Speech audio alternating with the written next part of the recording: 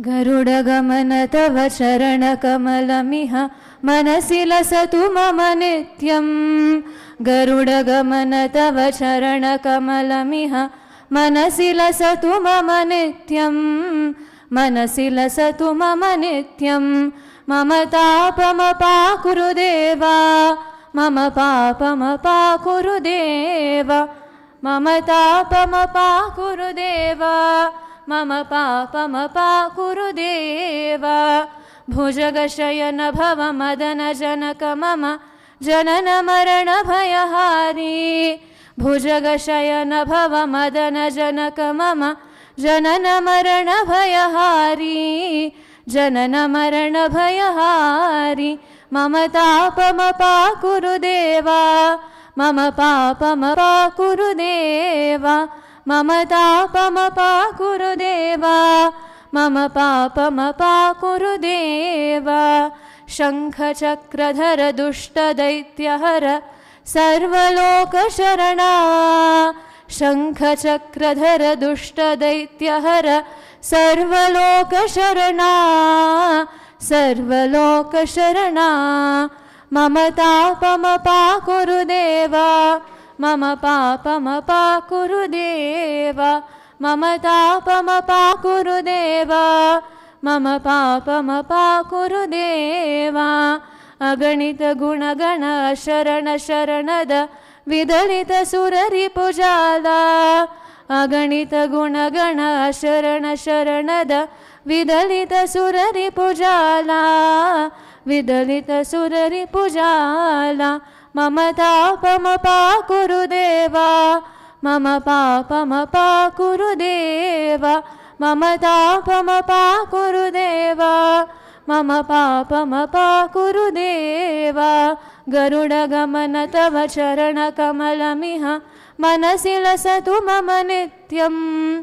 गरुडगमन तव चरणकमलमिह मनसि लसतु मम नित्यं। मनसि लसतु मम नित्यं।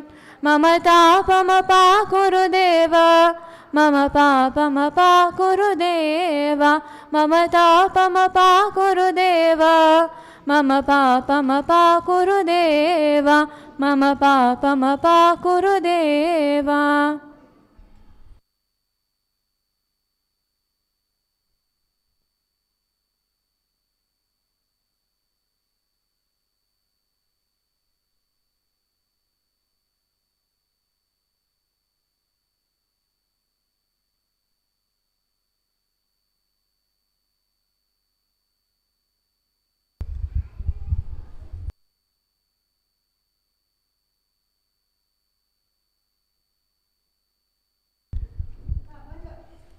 Hari Om. Today's Aarti Seva will be by Srimati and Sri Keshav Narayan, Sri Karthik and Srimati Kanika Sharma. We request them to please come forward and perform the Aarti.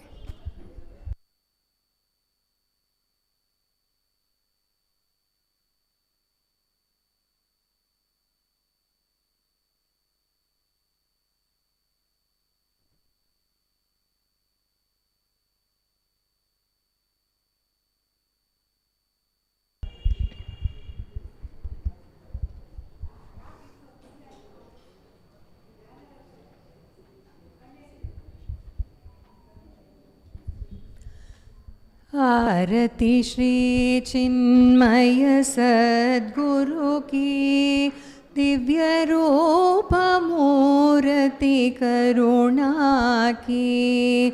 आरती सद्गुरु की।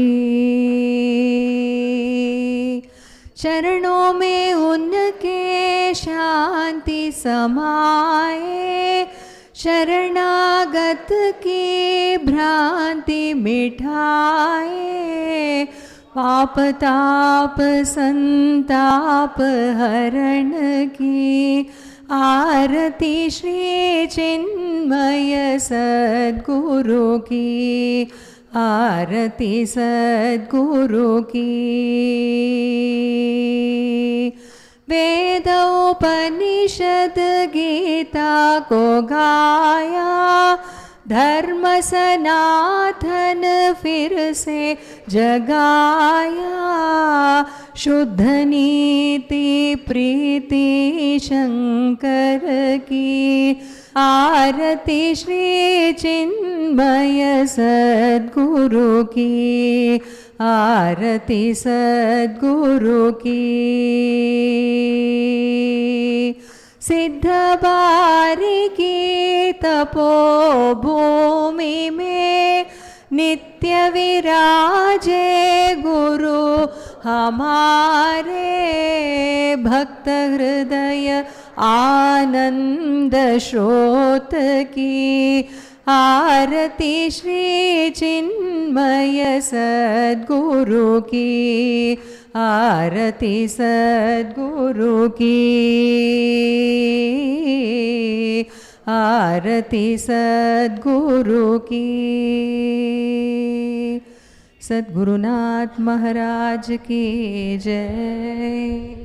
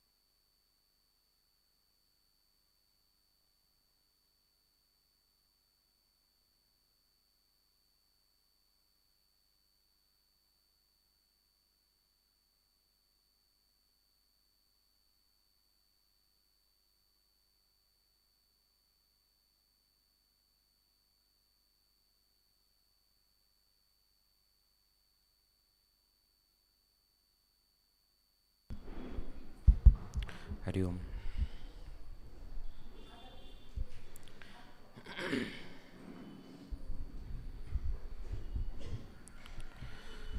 सद्गुरु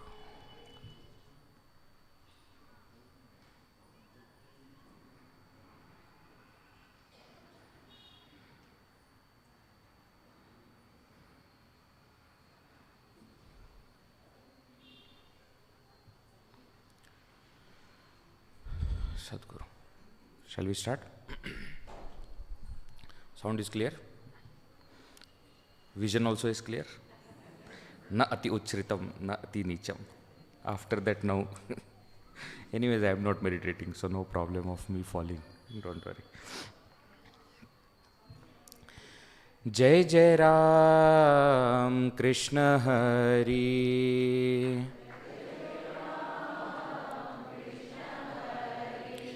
Jai Jai Ram Krishna Hari. Jai Jai Ram Krishna Hari. Jai Jai Ram. Jai Jai Ram Krishna Hari. Jai Jai Ram. Jai Jai Ram Krishna Hari.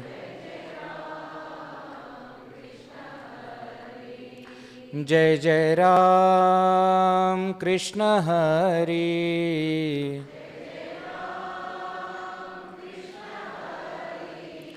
Jai Jai Ram Krishna Hari.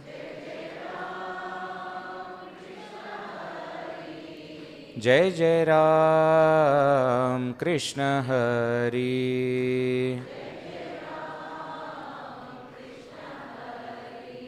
Jai Jai Ram Krishna Hari. Jai Jai Ram Krishna Hari. Jai Jai Ram. Jai Jai Ram Krishna Hari.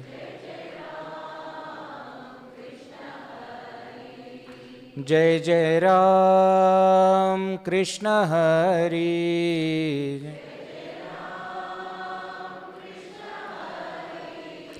जय जय राम कृष्ण हरि।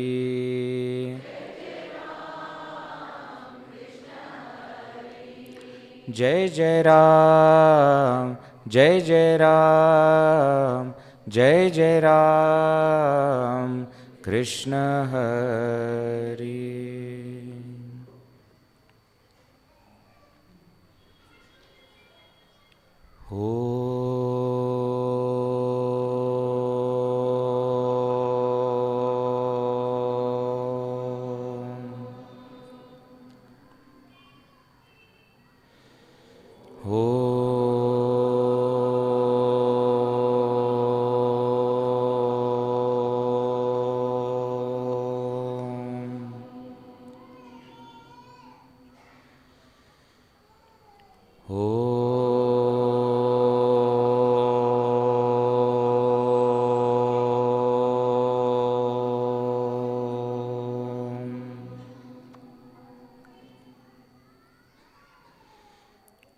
ॐ सहनाववतु सहनौ भुनक्तु सह वीर्यं करवावहै तेजस्विनावधीतमस्तु मा विद्विषावहै।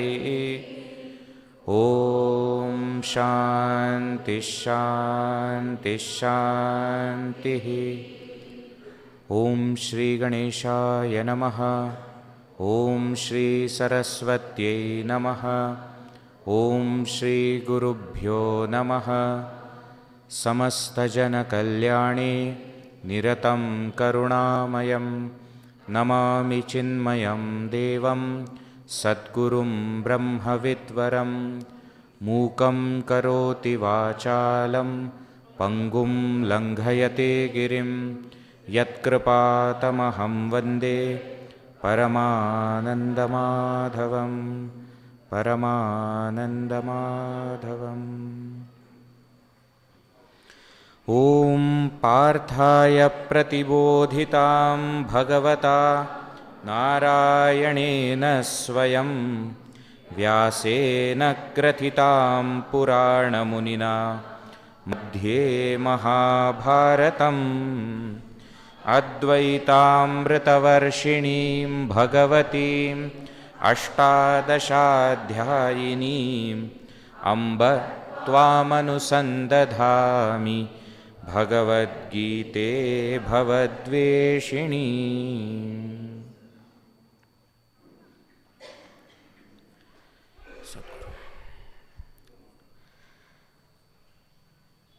We all know that there are 18 chapters in Srimad Bhagavad Gita. Sometimes these 18 chapters are classified in 3 sections, each of 6 chapters. So chapter number 1 to 6 forms the first section, then 7 to 12, and then 13 to 18. Now we see many acharyas giving interpretations as to what this each section talks about. But one of the most famous interpretations which is given by many acharyas, that it talks about the 3 aspects of the Mahavakya. Why? Because Bhagavad Gita is explanation of Upanishads. And what is the central message of the Upanishads? That is the Mahavakya. Mahavakya which shows the identity of the individual with the Supreme. Mahavakya literally means Maha. Maha means big. Vakya means statement. Big statement. Big statement is not long statement. Big statement means it's the most, what we can say as, all-encompassing statement. There is nothing greater than this. That is called Mahavakya. Gurudev used to translate the word Mahavakya as identity revealing statement. The statement that reveals one's identity. If we remember, the entire problem that Arjuna had was of not knowing the identity. Correct? We said all the other things, the confusion of duty, the sorrow, everything has come because of ignorance of the identity. Who am I? So the statement that answers, who am I? That is called Mahavakya. Generally, we speak of Tattvamasi Mahavakya, which is Upadesha Vakya also, that Tat, that, Tvam, you are, Asi. You are that. Now, if we see, there are many Mahavakyas, okay? Aham Brahmasmi, Pradnyanam Brahma, Ayam Atma Brahma, many Mahavakyas are there. But if you see this Tat, Tvam, Asi, there are three facets. Tat, that, Tvam, you, Asi, are. So, three aspects. Now, it is said that the three sections of Bhagavad Gita focus on these three aspects. So, the first 6 chapters are on Tvam Pada. Pada means word. On the word Tvam. Tvam means you. So, the Guru is saying to the Shishya, you are that. So, you means the Jiva.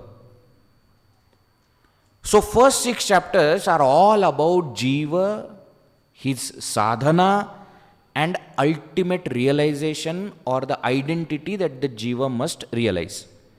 And therefore, we have Bhagavan Shri Krishna starting with that goal of identity, of oneness as Sankhya, and then giving the entire path of Karma Yoga, Jnana Karma Sannyasa, Dhyana. Are you getting? This entire thing is on what? Jiva, Tvam. Now, after these 6 chapters, now the next 6 chapters, they are on what? They are on Tat Pada. Tat means that. That means God. So, Jiva, Ishvara. So, from 7th chapter to 12th chapter, we see the topic of God being taken. So far in first 6 chapters, whole focus was on Jiva sadhana. Remember, though Bhagavan is going to talk on God, of course he is going to connect it to us. So he will also talk about Jiva and what sadhana he should do. But the focus is on the knowledge of who is that God.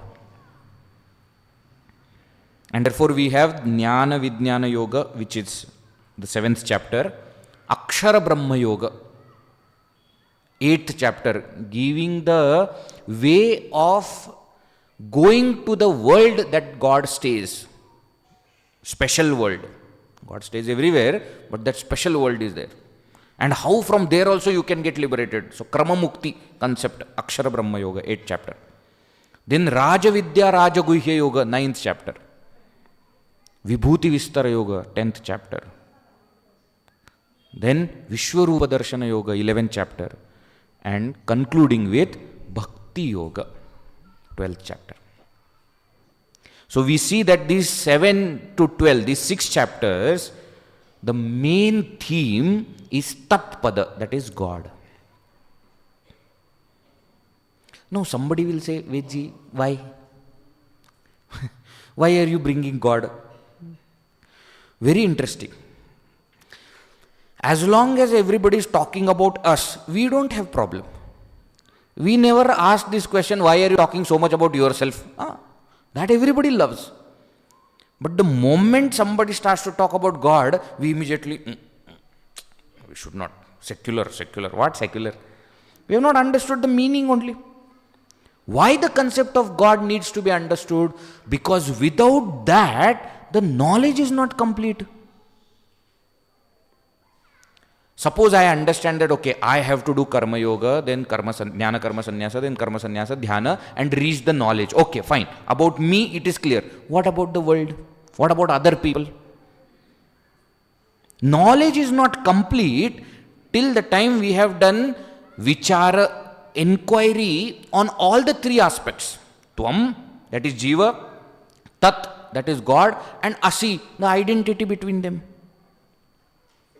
So after explaining this Tvam Pada, now the next 6 chapters on Tatpada. And naturally the last 6 chapters will be on Asi. Asi means identity, you are. That identity will be spoken of. Okay. Now some people they say, very good, very good.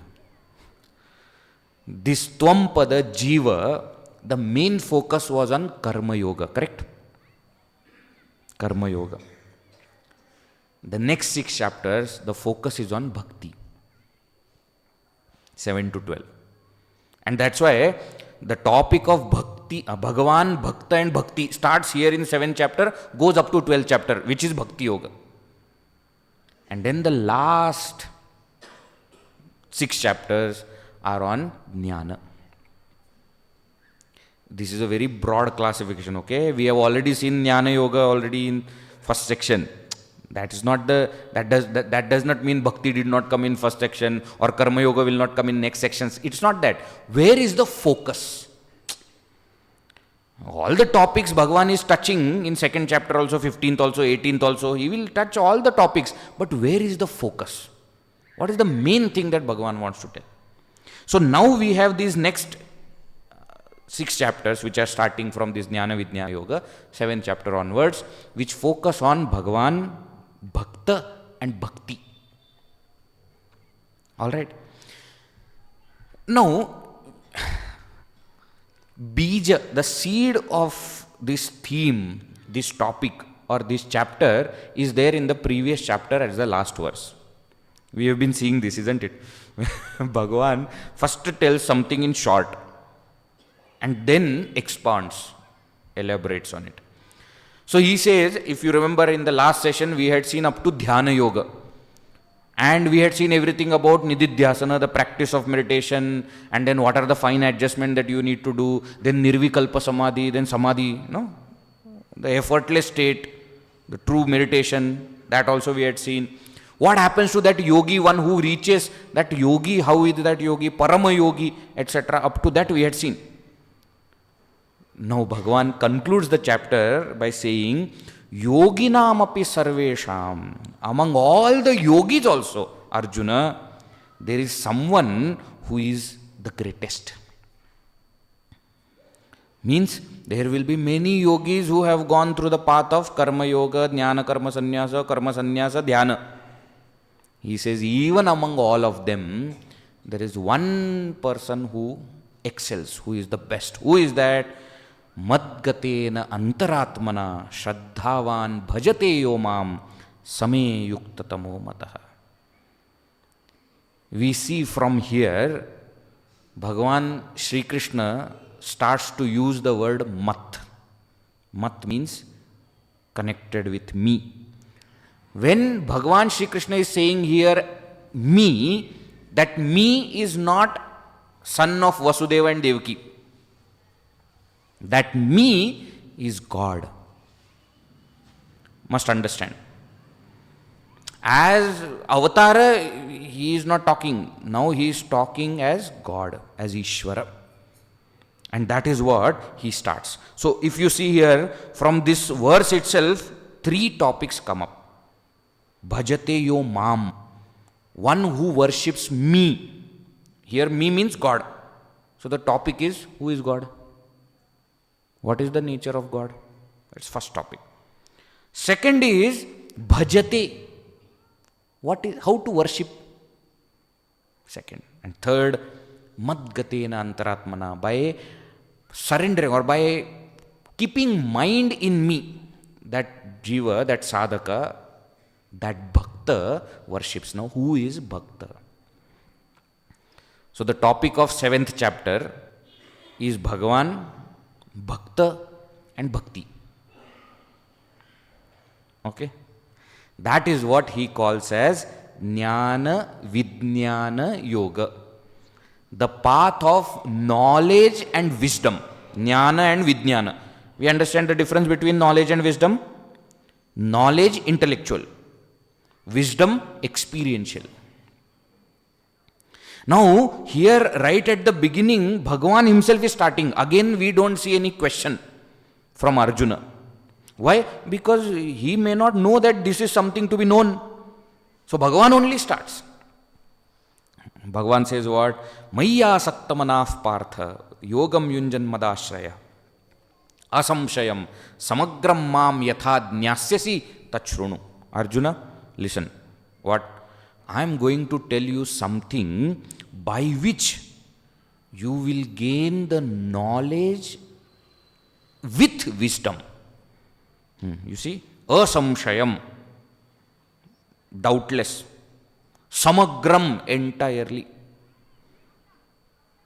Jnanam teham savidnyanam idam vakshami. I am going to tell you in such a way that not only you will know, but you will also experience. Savidnyanam, along with that experiential thing I am telling you. Carefully listen. Two things we have to see here. See, number one, Bhagavan Shri Krishna himself is starting here without Arjuna's question.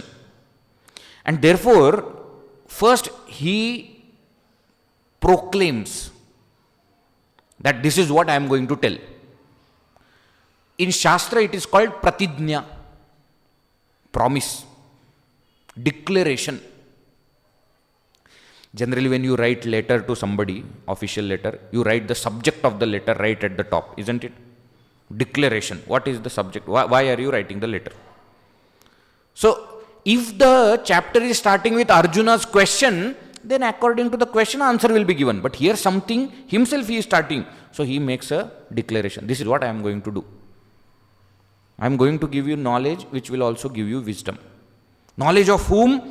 Mayi asakta manaf partha yogam yunjan mad ashraya asamshayam samagram mam yathadnyasyasi. Knowledge of me I am going to give you. Again here me is who? God Ishvara. That knowledge, Arjuna, I am going to give you.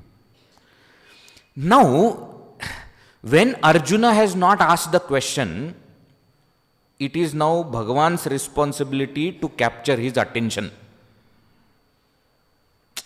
If Arjuna has asked the question, he is already attentive because he wants to know. Now here something Bhagavan wants to tell. So what does he do? He does Shrotra Abhimukhikarana. Remember this we had seen earlier? Shrotra means listener. Abhimukhikarana means to make him turn towards you. So the speaker should capture the attention of the listener. And that is what Bhagavan does here. Number one, by praising the knowledge that he is going to give.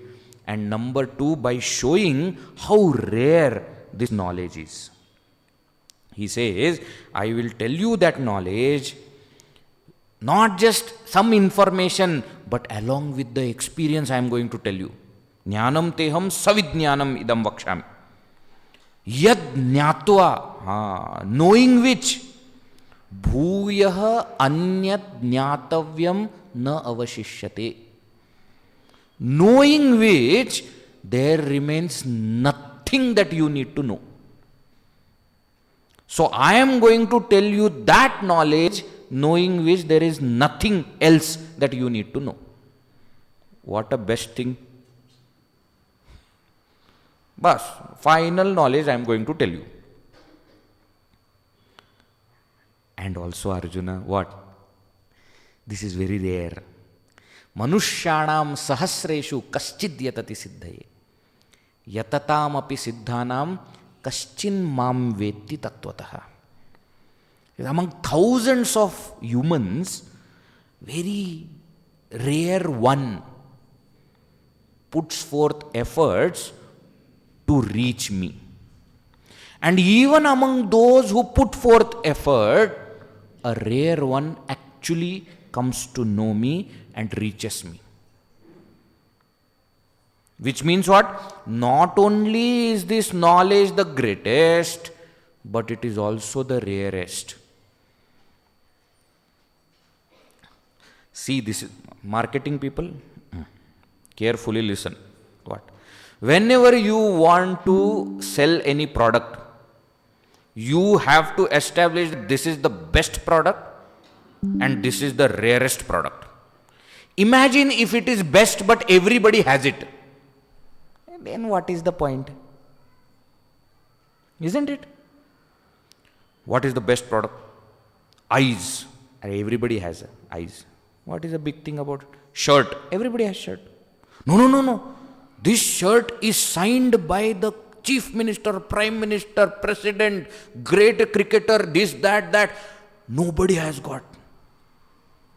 That's what they do. That's why they say limited edition. You see? Same thing, but limited edition. What? Very few people have. Only 10 are made. Bhagavan says this knowledge, Arjuna, is the greatest and rarest. See, now why it is greatest, we must understand. Any worldly knowledge,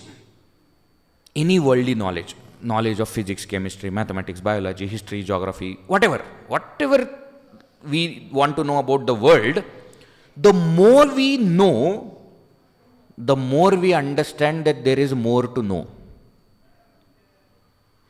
Careful. Suppose you are very new to the topic. Like if you ask a 6th, 7th standard child going to the school, you ask that child, do you know physics? I know physics. And you ask the PhD professor of physics, do you know physics? Then he will say, not completely. In that entire physics, my field is astrophysics.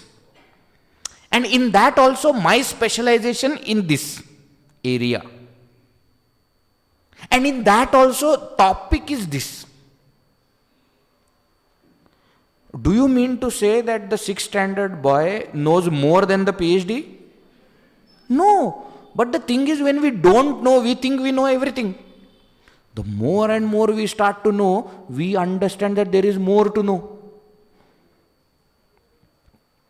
Everything about world is like this. Every single aspect of knowledge of world is like this. That's the first thing. So no subject or no worldly knowledge we can say that knowing this, everything is known. No. We can't say like that. That's point number 1. Point number 2, worldly knowledge can be forgotten. Law of motion. Remember? Newton's 3 laws of motion. Do you remember? Vedji, we remember the 3rd law. Everyone remembers the 3rd law of motion. Why? Easiest to remember. For every action, there is an equal and opposite reaction. What about the 1st law? Every object remains in the state of motion unless and until acted upon by an external unbalanced force. Law of inertia. What happened? But you memorized it, you wrote it in the paper, you got 2 marks for it. Forgotten. The problem with worldly knowledge is you can forget it. It's not. So to keep it, you need to revise again and again and again. The stotras that you remember. How do you remember it? Because you have to keep revisiting it again and again and again. Then only you will remember. Otherwise it will go. This knowledge which Bhagavan is talking about is such, once you know it, even if you try, you will not forget it. Even if you try. Try not to remember. Even if you try to forget, you will not forget. That is how this knowledge is. That's why it is greatest. Number 1, knowing this, nothing remains to be known. So this is complete knowledge. Not like worldly knowledge. Number 2, you can never forget. And that is what this knowledge is about. 3rd problem with worldly knowledge is, how much ever I know the worldly knowledge or the world, I remain bound. Nothing happens to me. What do you mean by that? When I start studying physics, my behavior, my personality, my understanding about myself is same as when I complete studying physics, to the best of my ability. I don't change. I may not change. Anything that I learn in worldly knowledge, I may still remain bound in the world. Whereas this knowledge, which Bhagavan is going to give, will liberate me. And that's why it is the best, it is the greatest. You understand? That is what Bhagavan is going to tell. Now, what is that knowledge? It is the all-encompassing knowledge of the entire world, of the substratum of the world, knowing which nothing remains to be known. Let me give you one example and then we will go into the details of it. When you go to some jeweler, you show him some necklace that your ancestors have passed on through generation, and you show and you tell that, can you recognize what type of gold is used and what kind of design etc. is done. That jeweler, if he is a good jeweler, immediately by looking at it can tell, and then will just rub little bit, put it somewhere, put it in some lotion, and then he will give the entire history of what is this. He can even tell when was it made and where was it made. He can even tell that. Yes or no? Now, somebody may wonder how it happens. Because he has knowledge of gold. Not just the knowledge of necklace, but he has knowledge of gold. Second example, let me give.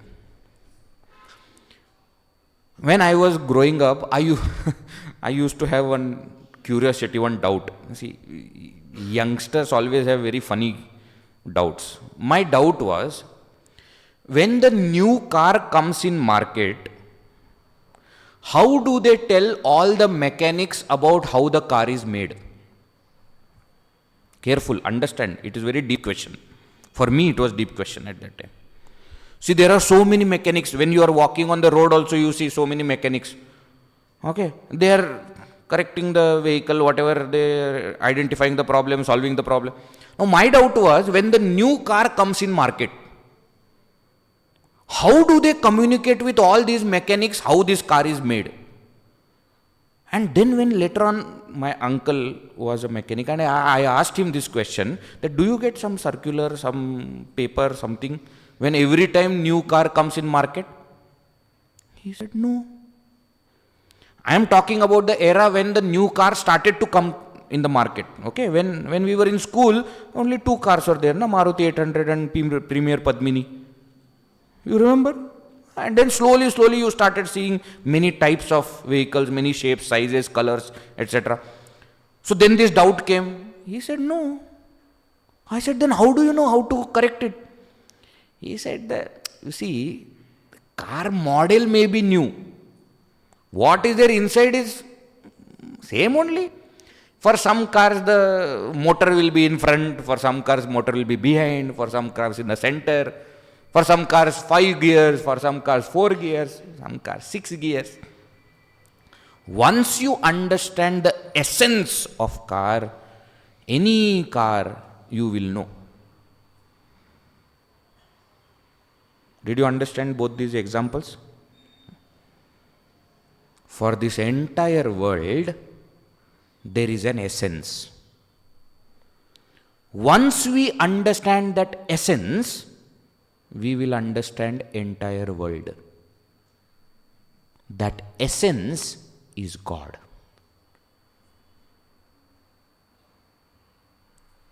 So the knowledge that Bhagavan is giving is of himself.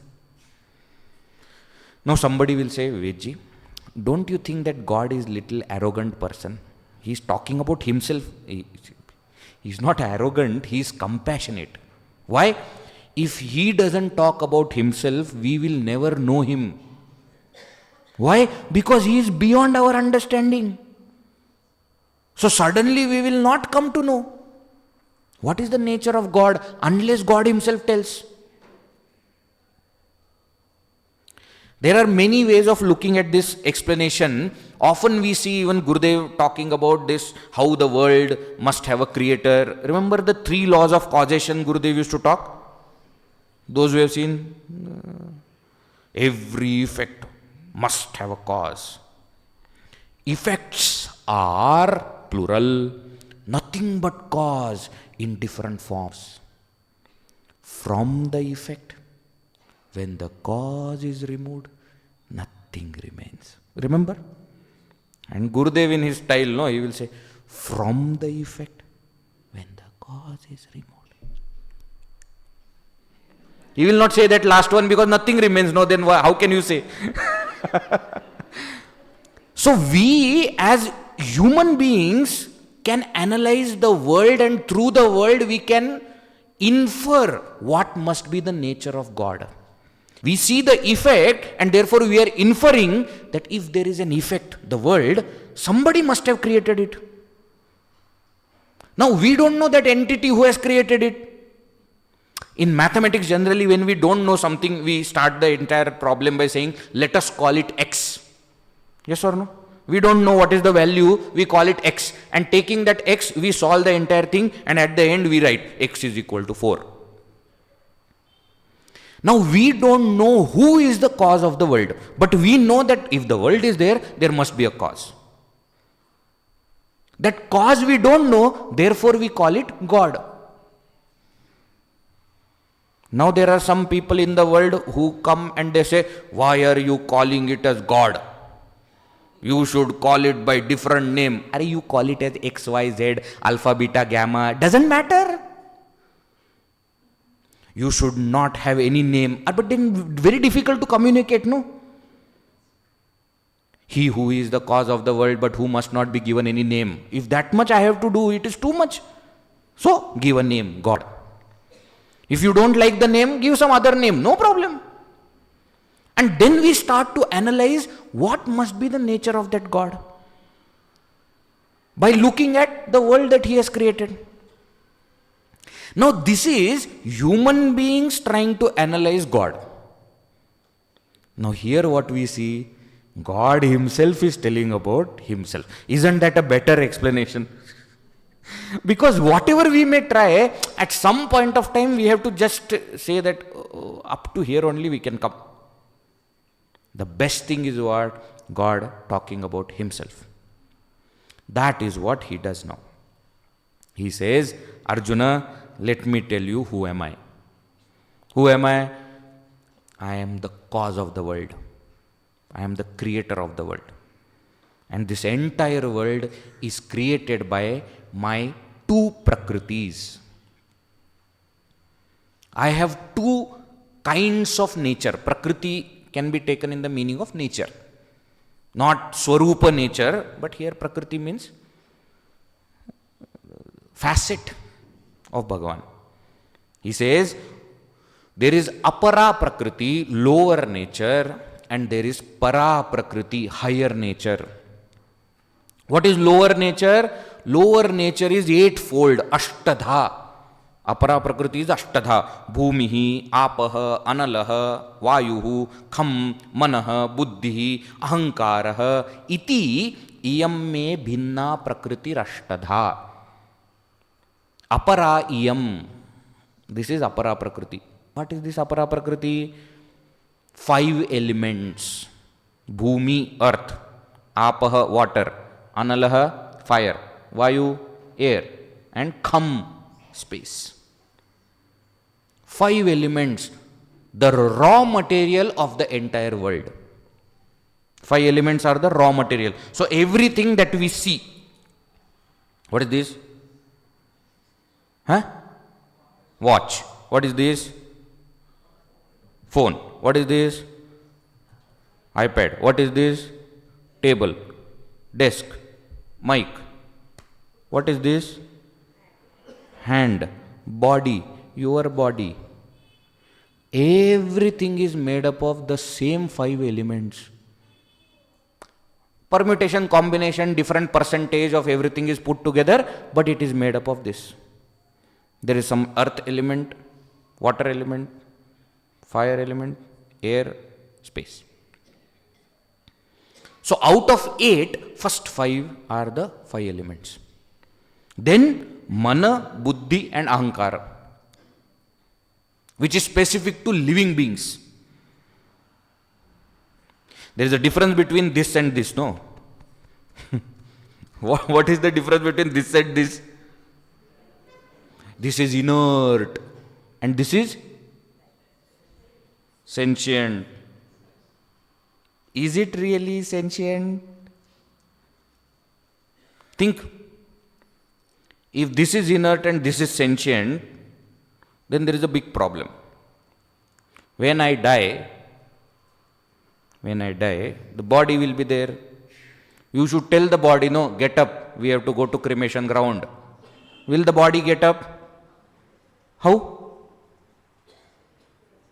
Why will it not get up? Because sentiency has gone, which means this is not sentient. In this there is sentiency. In this there is no sentiency. You understand the difference? Yeah? This is not sentient. There is some sentiency in this. So as long as that sentiency is there, this will appear to be sentient. You can move your fingers, but they will not move on their own. Why? Because by nature they are inert. There is some sentiency in them at the moment. As long as that sentiency is there, it will move. Now when there is a sentiency, that sentiency is what? Because of what? Because of mana, buddhi, ahankara. For now this much you understand. In other words, those who have studied Vedanta, apara prakriti refers to what? Gross, subtle and causal world. Gross, that which I can perceive, that which I can see, hear, taste, touch, smell, etc. Subtle, that which cannot be perceived by the senses, but I can feel. I can feel your emotions. I cannot see them. Your anger, I can feel. Your love, I can feel. Your understanding, I can feel. But can I see? I cannot see. So that which I cannot perceive by the senses, but is there, that is called subtle. And then behind this gross and subtle, there is a causal, because of which you have love, anger, these emotions. Because of which understanding and not non-understanding is happening. So apara prakriti is this sthula, sukshma, karana, prapancha, gross, subtle and causal world. Then what is para prakriti? Para prakriti is that life. Aparayam, which we have seen so far, is apara. Then he says, itahatu anyam prakritim viddhi me param jiva bhutam mahabaho yaya idam dharyate jagat. That presence of sentiency in this inert world is para prakriti. Inert world, apara prakriti. Sentiency present in that inert world, para prakriti. So stula, sukshma, karana, prapancha, apara prakriti. Jivatva, brahmatva, that is para prakriti. The literal meaning, vachartha of this jiva bhutam is what? Jiva. The difference between watch and body. We said what? That there is sentiency in this body. Therefore we call this as jiva. We give name, brahmachari, ved, chaitanya. But this watch is still inert. What do you mean inert? It is not expressing sentiency. It doesn't move by itself. But this appears to be moving by itself. Appears to be talking. Watch cannot immediately start talking. Vedji, I have one doubt. Please. Since I have taken new mobile, I have realized that it suddenly starts talking itself. Do you know how it works? No? Good, lucky you are. In mobile, the feature has come that the sound, I will not say what, if I say a particular word, in all of your mobile that Google thing will be activated, and whatever I say after that, it will start searching and it will start talking information about that. So Veji, is the mobile sentient? It's pre-programmed by seemingly sentient entity. So the computer starts talking, mobile starts talking, the robot starts to move, automatic car. Without the driver, car is moving. Pre-programmed. But it is still inert. Whereas this body appears to be sentient. Why? Because in this inert body, gross, in this subtle body, which is also inert, mind, intellect, ahankara, etc., and in that causal body also, which is vasanas, ajnana, in all these gross, subtle, causal body, there is sentiency. That sentiency is para prakriti of Bhagavan. What we simply can call as life. The sentient knower. Watch cannot know itself. Watch cannot know me. But I can know watch. I can know myself. Why? Because there is a sentient knower present in me. Bhagavan says, both these are my prakriti.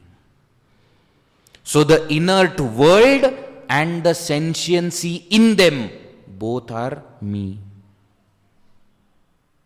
One is my lower prakriti, apara. One is my higher prakriti, para.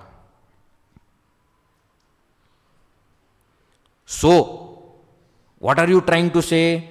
Etad yonini bhutani sarvani tu upadharaya aham kritsnasya jagatah prabhavah pralayastatha.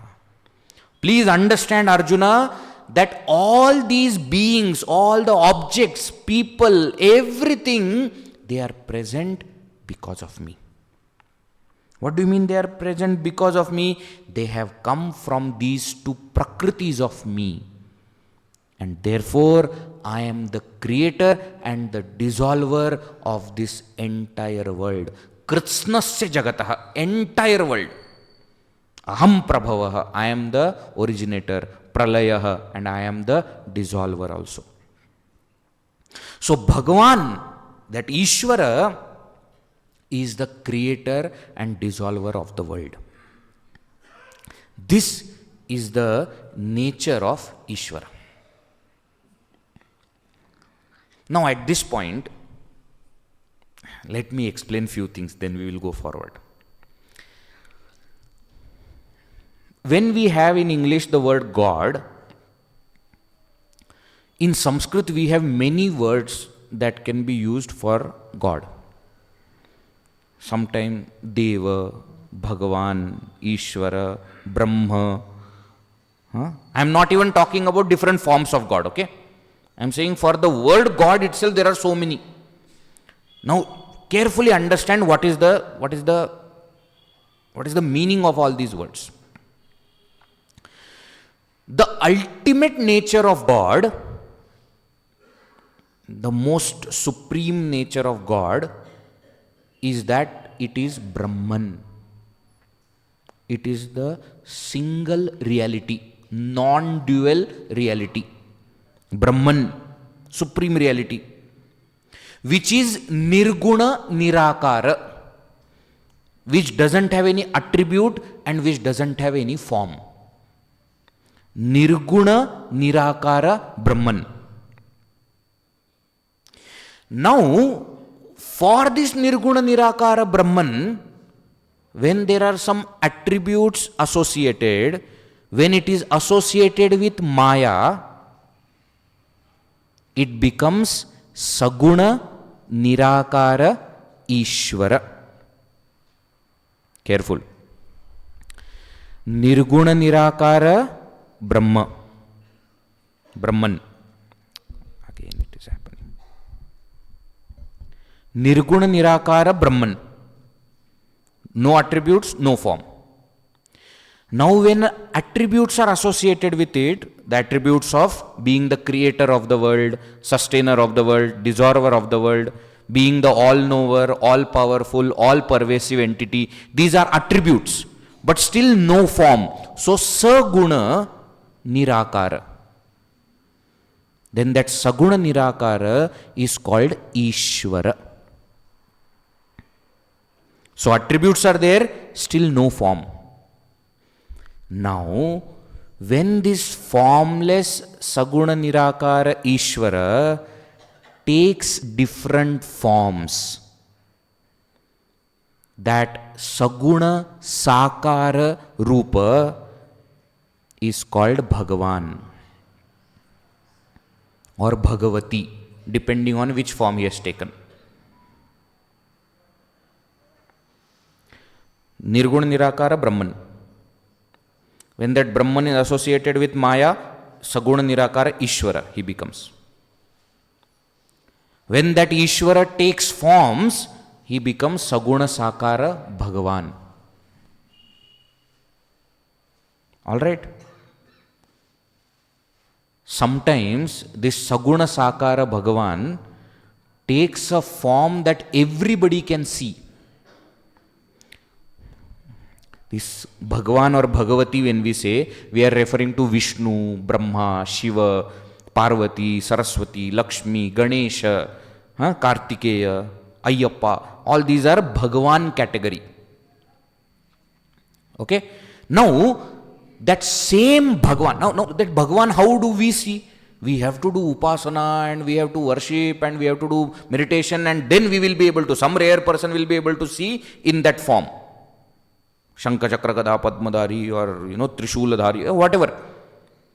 Now when that same Bhagavan comes to our level, becomes perceivable for everyone, that is called Avatar incarnation. So when Bhagavan Vishnu comes as Sri Rama, Sri Krishna, everybody can see. All the people who are present at that time can see him. Can see Sri Rama, Sri Krishna, Vamana, Narasimha. That is called Avatara. Avatara is Drishti Gochara, available for everybody's perception. Now please understand, in our tradition, Avatara, Bhagavan, Ishvara, Brahman, all are called God. So when God is mentioned, in our mind we must understand, out of these four, what is he talking about? And these are not four different things. This is the same thing appearing in different ways. It's not that when Nirguna Nirakara Brahman appears as Saguna Nirakara Ishvara, it is no more Brahman. No, it is Brahman only, but associated with Maya. Then that formless Ishvara takes form. It is still Ishvara only. And then that formed Bhagavan, Sakara Rupa, takes further avatar for everybody's perception. He is still Bhagavan, he is still Ishvara, he is still Brahman. So that is our concept of God. So when sometimes people ask whether in Hindu religion or whether in Sanatana Dharma, are there many gods or is there only one God? What should we say?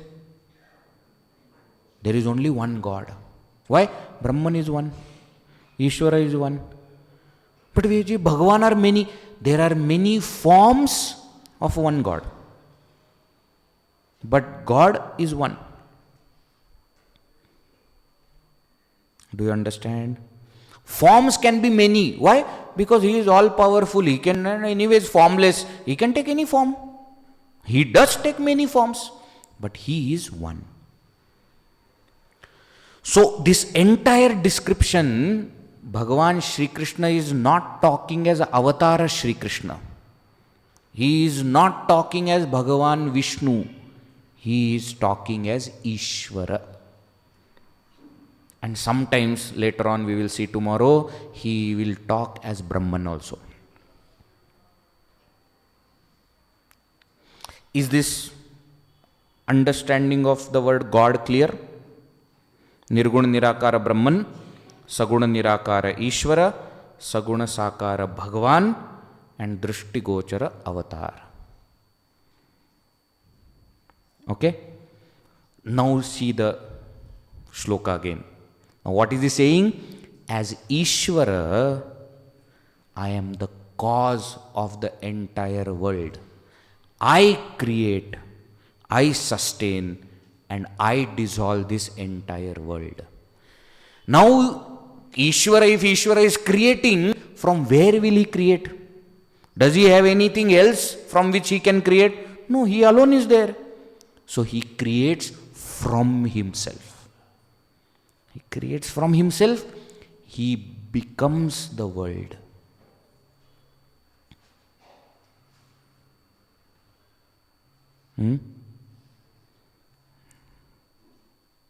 Okay, let me explain a little more. What is this? What is this? Watch. What is the cause of this watch?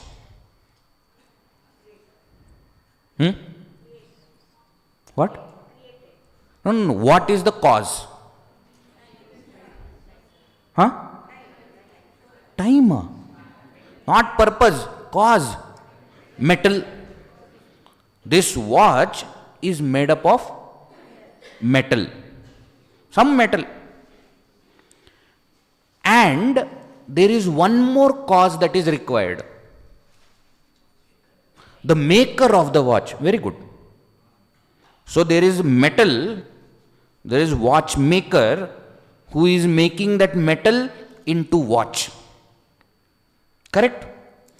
Everything that we see has these two types of causes. The chair that you are sitting on is made up of what? Plastic, which means the material used for the chair is plastic. But can you say that I have kept the plastic? Plastic will automatically become the chair. No. There is a sentient maker that is required to convert the raw plastic into chair. Chair maker. Yes or no? So for everything, there is a material cause and there is a maker that is called efficient cause. So far okay? Now along with this, that maker may need some other help also. Some instruments that he is using, some brain that he is using, some book that he is using, that is okay. But main causes are two, material and the maker. Now for this world, what is the material?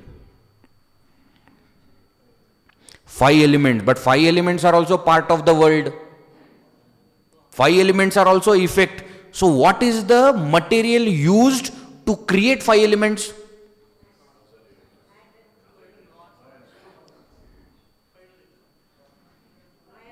Maya. Apara Prakriti, no, is created by Maya. It will come, the topic will come. Now, Maya, can Maya itself become 5 elements?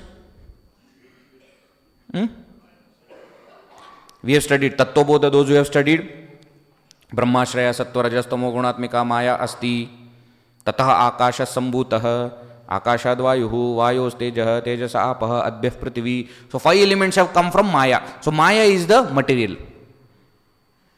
What is the efficient cause? Brahman, not Ishvara. Not Ishvara. Brahman. Why? Brahmashraya Maya Asti. The sentient knower, the sentiency is that of Brahman. So for the entire world, Maya is the material cause, Brahman is the efficient cause. Now who is Ishvara? Brahman associated with Maya. So Ishvara is Brahman plus Maya. So Ishvara is efficient cause plus material cause of the world. Means Ishvara has created himself, from himself, the entire world. He himself has created because he is the efficient cause, Brahman aspect. And from himself, why? Because he is the material cause, Maya aspect. Therefore, we say Ishvara is Abhinna Nimitta Upadana Karana.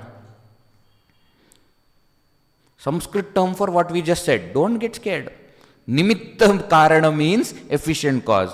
Upadana Karana means material cause. Ishvara is Abhinna. At the same time, he is material cause also, efficient cause also. So Abhinna Nimitta Upadana Karana. So God is the creator who has created from himself the entire world. Are you following?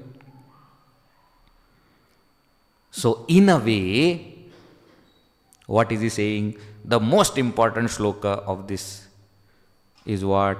Mattaf parataram nanyat kinchidasti dhananjaya. Therefore, Arjuna, Mattaf parataram, higher than me, Mattaha anyat, other than me, na kinchidasti, there is nothing. Why? If God has become the entire world, then that means there is only God. There is nothing else, nothing higher. Are you following? Are you following? Pot is nothing but clay. Second law of causation. Effects are nothing but cause in different forms. And therefore, from the effect, if the cause is removed, nothing will remain. Because cause itself is there. So from the world, if God is removed, nothing will remain. Why? God alone is there. So what is this? Don't say watch now. This is God in the form of watch. See the difference now. Yes, I see it as watch. But what I have understood now, this is God appearing as watch.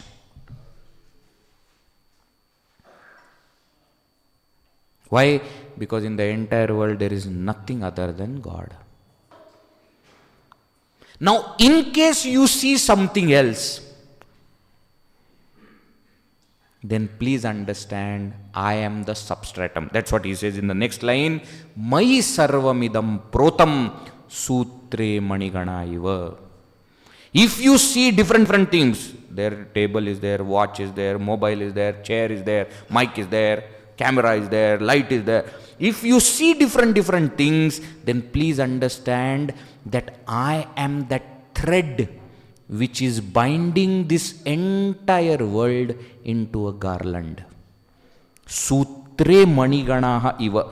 These are all like gems, and I am the thread, the common substratum of all. Actually, Arjuna, there is nothing other than me. But if in case you see something else, then please understand, I am the substratum.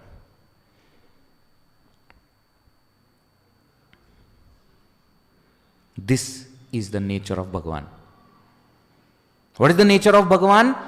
Bhagavan is the creator of the world who has created the world from himself. So he is the efficient and material cause of the world. And therefore he has become the world. Which means what? He alone is there. There is no world. And if we see the world, that world is nothing but God in different form.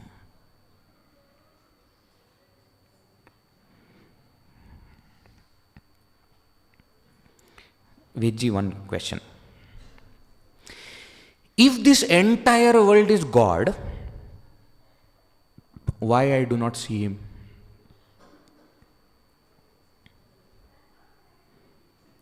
I see watch, I see the table, I see the chair, and you are saying this is God in the form of watch, God in the form of table, God in the form of chair. Why I do not see God?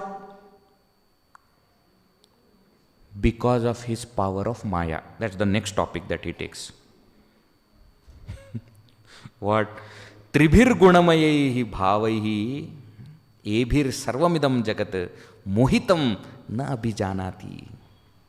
Arjuna, though I alone am there everywhere, but people don't understand. Why? Mohitam. They are under the power of Maya. Why? What do you mean they are under the power of Maya? What is Maya for the world? What is the Maya? The material cause of the world, isn't it? It captures their attention so much that everybody's focus is only on the material and not the efficient creator.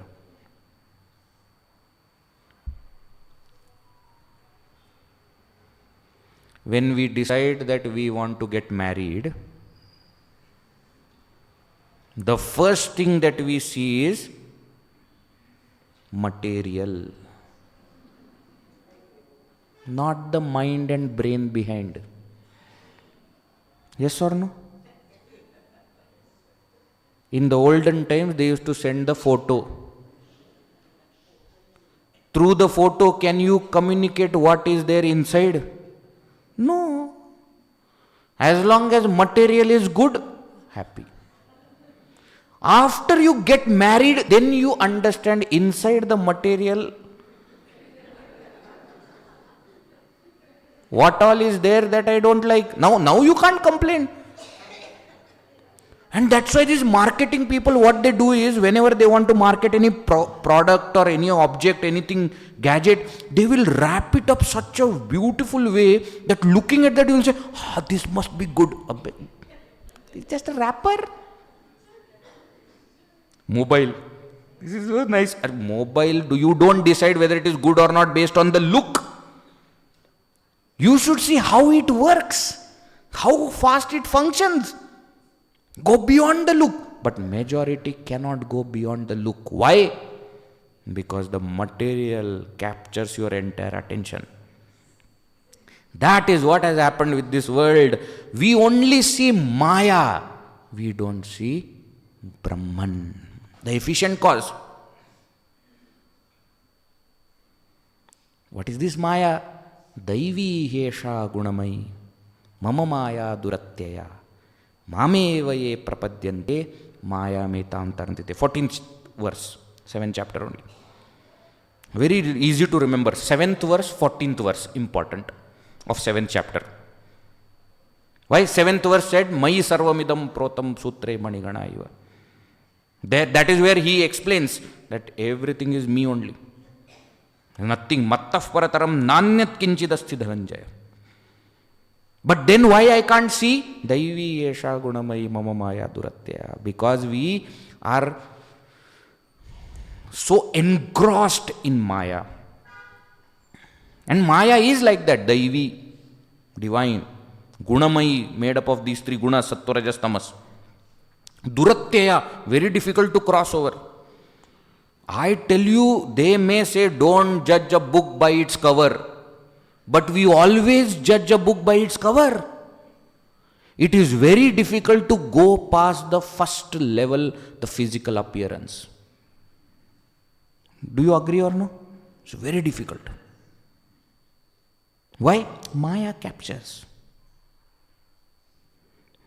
How much ever we may say, everything that glitters is not gold. But we run behind what is glittering only. Isn't it? If it doesn't glitter, then we don't go there. You understand? This Maya has captured. Therefore, what is the way to go beyond?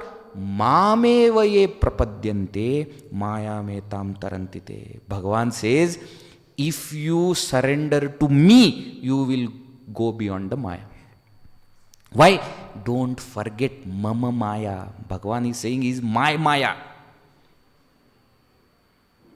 You see, sometimes when you go to somebody's house, outside the house it will be written, beware of dogs. It will be written or no? If you are in Bangalore or in cities like this. Anybody here from Pune? who stayed in Pune, etc. Okay. One or two, that's okay, I can manage. In Pune, if you go, they won't write beware of dogs. They will write, if the dog bites, that's not our responsibility. Very. I am from Pune, okay, by the way. So I have full right to say anything about that city. Born and brought up there. Isn't it? So when you said beware of dogs, means you know that there is dog. And you know if you go, the dog will jump on you. So at that time when the dog jumps on you, what you should do? Don't shout. Don't run. What? Go to the master of the dog. The dog belongs to somebody. The moment master says, hey, the dog quietly comes and sits behind. Yes or no? Maya is that dog. The moment you enter the world, it will jump on you. If you run, it will not leave you, it will chase you. What you have to do? Go to its master. If you surrender to the master of Maya, Maya cannot do anything. You understand? That's why Bhagavan says, Mameva ye prapadyante maya me tam tarantite. Then he says that there are 4 kinds of people who surrender to me, who come to me, the master of Maya. And there are many kinds of people who don't come to me. He explains what happens to those who come to me, what happens to those who don't come to me. Those who come to me, those who come to God, are called bhaktas. And he says there are 4 kinds of bhaktas. Chaturvidha bhajante mam janaha sukritinorjuna arto jidnyasur artharthi jnani cha bharatarshava. Arjuna, there are 4 kinds of people who worship me, 4 kinds of meritorious people who come to me. Who are they? Number 1, artaha, who is afflicted by sorrow, who is afflicted by Maya, and therefore shouts at me saying, Bhagavan, please save.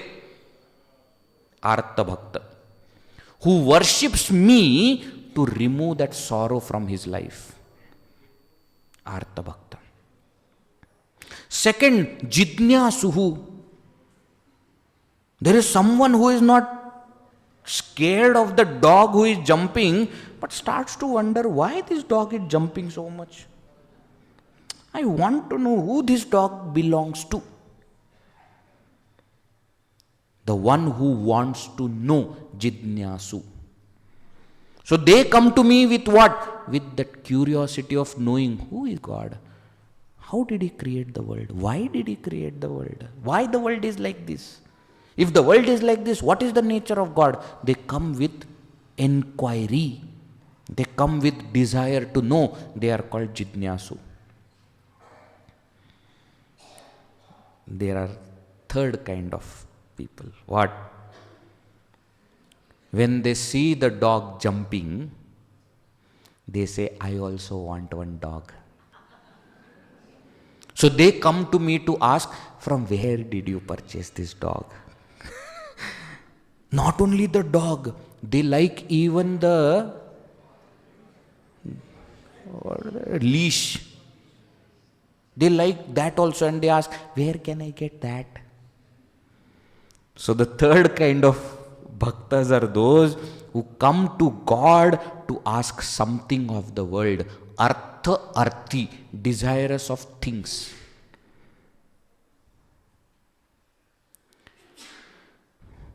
At some point of time, all of us fall into these categories.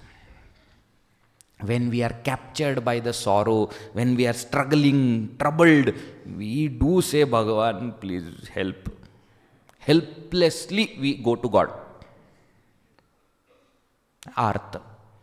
Sometimes we also go to God with the list. Bhagavan, I want one house, one wife, 2 children, 1 car, full list.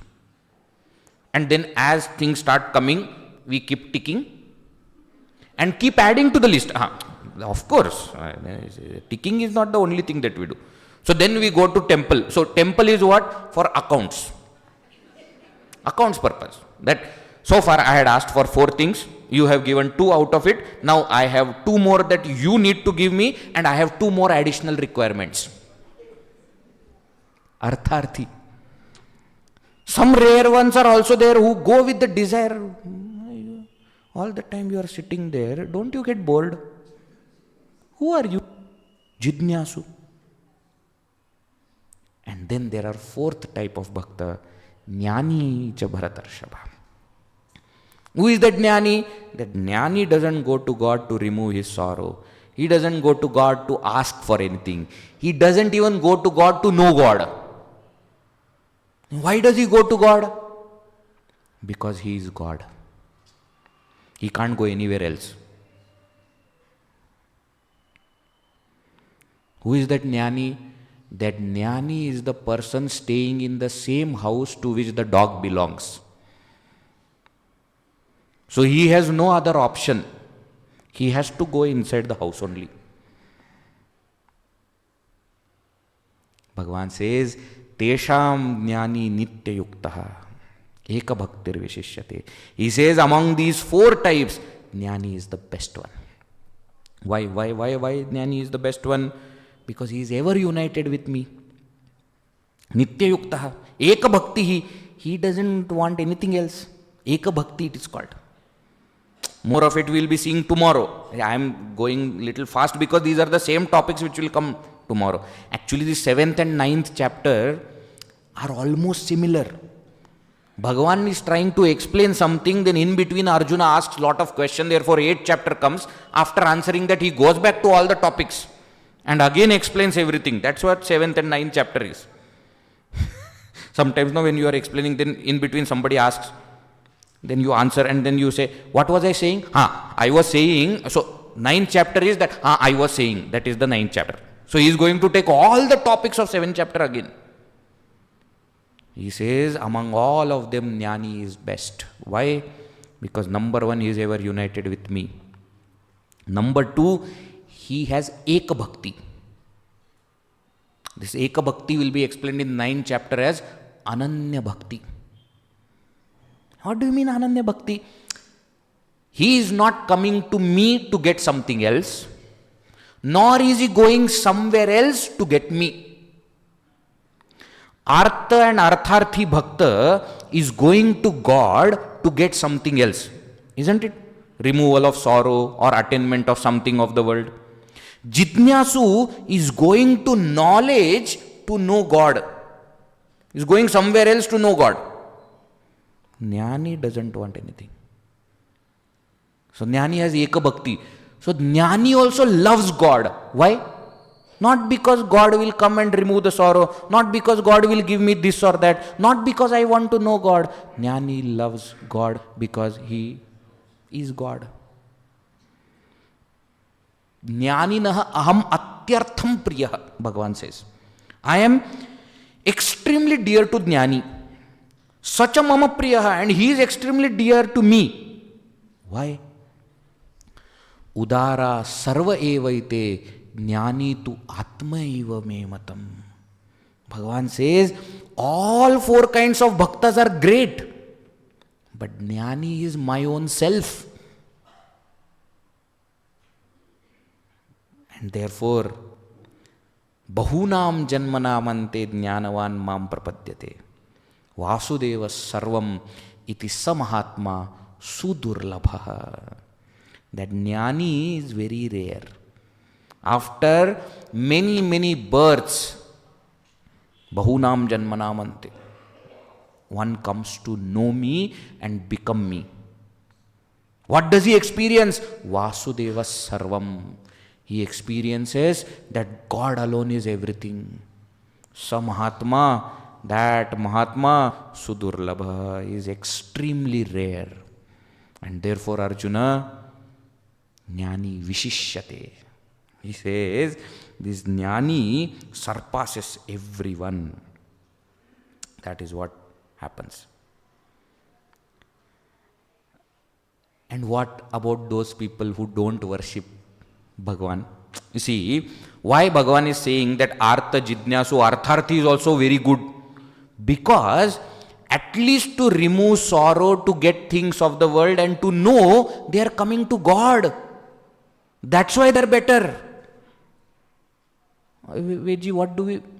We go to some other people to remove our sorrow and to get things. There is one very interesting anecdote. One day, one beggar went to Badshah, Akbar Badshah. Beggar, he wanted something. That beggar went to Akbar Badshah's palace. The guards stopped the beggar, saying that you can't go now. So beggar said, why? He said, because Akbar Badshah is praying, he is doing namaz. So this beggar laughed and went away. He laughed so loudly that Akbar Badshah also heard. So when he finished his namaz, he called the guards and said, what happened? Who was laughing? The guard said, one beggar came. He said, okay, call him. He said, no, he went away. Beggar came without taking anything. Catch that fellow and bring him. So they went, they caught the beggar, brought him in front of Badshah. Badshah asked, did you laugh? He said, yes. Why did you laugh? He said, Badshah, don't be angry. Actually, I did not laugh at you. I laughed at myself. He said, why did you laugh at yourself? He said, I understood what a fool I am. That I am begging to someone who is begging to somebody else. What a fool. Why can't I beg directly to God? Artharthi or Artha or Jidnyasu, they are also great. Why? Because at least to solve their problem, they go to God, not to anybody else. Please understand this. But the other people who do not belong to these four categories, what do? They go to other devatas. He says, explains, kamaistaistairtadnyanaha prapadyante anya devataha. What do? They go to other devatas. Now here please understand, what is the meaning of devata? We have said Nirguna Nirakara Brahman, Saguna Nirakara Ishvara, Saguna Sakara Bhagavan and Drishti Gochara Avatar. What is this devata concept? Devata is the cabinet of Ishvara to manage the world. He has created the entire world, he has to sustain. For sustaining, some help is required or not? So the departmental heads, HODs, are called devatas. Okay? And there is a head of all the heads. That is called Indra. Indra is the king of all devatas. And then there are different department and departmental heads. Varuna Devata, water department. Agni Devata, fire department. Surya Devata, energy department. So they are called devatas. They are not Bhagavan. Why? Because devatas are posts. Please carefully understand this. They are posts. That is a post. Means what? Any jiva, by doing a particular karma or upasana, can become that devata. So we all can become Indra. Whether we will become Indra or not, that's a different thing. But it's a post and therefore anybody can become. So Indra, Varuna, Vayu, Agni, Navagraha, all these are called devatas. Now what Bhagavan says, the people who don't come to me, they go to these devatas. When they go to these devatas, they pray for a particular thing. And if it is possible for the devata to fulfill, that devata will fulfill. If the action is done in a proper way. . Understand the logic, okay? But Bhagavan says, Antavattu phalam tesham. Why? Because they are only in charge of their department. They do not own the company. So they can only give what is possible for them. Bhagavan says, if only these people can come to me directly, I will give them everything.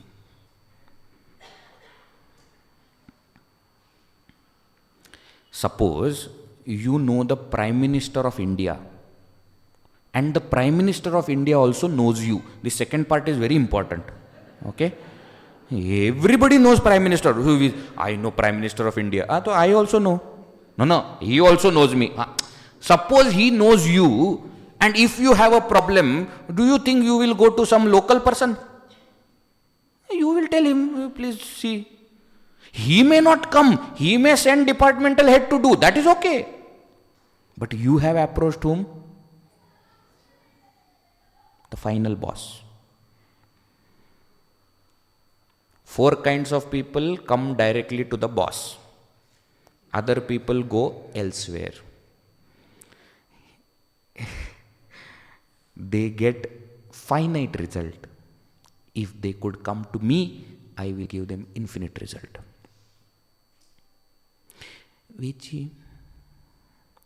there is a problem. What problem?